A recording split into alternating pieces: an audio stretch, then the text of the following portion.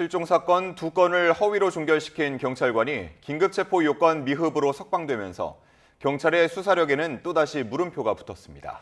실종자 수색의 골든타임을 날려버린 경찰이 긴급체포 요건조차 몰라내는 비판에 직면하면서 경찰에게 넘어간 수사권 전체로 그 불똥이 튀고 있습니다. 강희경 기자입니다.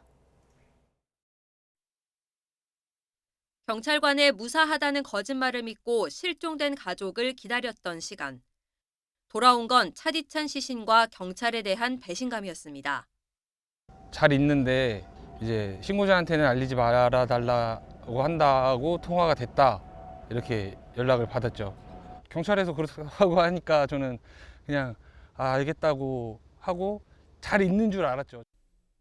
부디 뭔가 나온다면 숨기지 말고 제대로 바로바로 얘기 좀 해주셨으면 좋겠고 꼭 언니를 찾아주셨으면 좋겠습니다. 경찰이 수사를 덮어버린 사이 골든타임은 허망하게 지났습니다.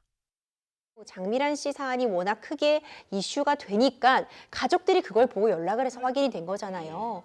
이런 부분들을 놓자면 이 수사력의 한계에 대한 부분 우리가 좀 뼈아프게 지적할 수밖에 없을 것 같고요.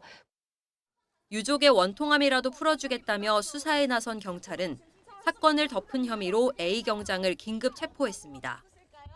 하지만 법원의 판단은 긴급 체포 요건을 충족하지 않는다였습니다.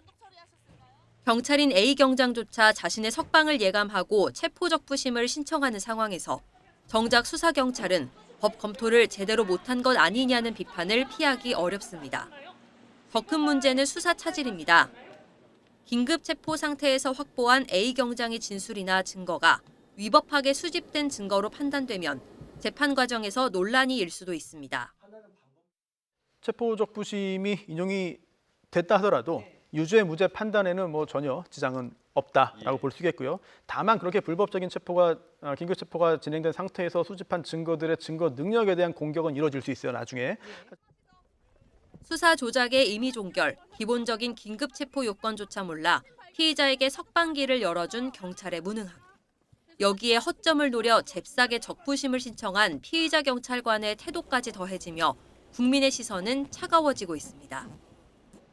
검찰의 보안 수사권이 박탈된 가운데 무소불위로 커진 경찰 수사권을 과연 국민이 믿을 수 있을지 깊은 의문이 남습니다.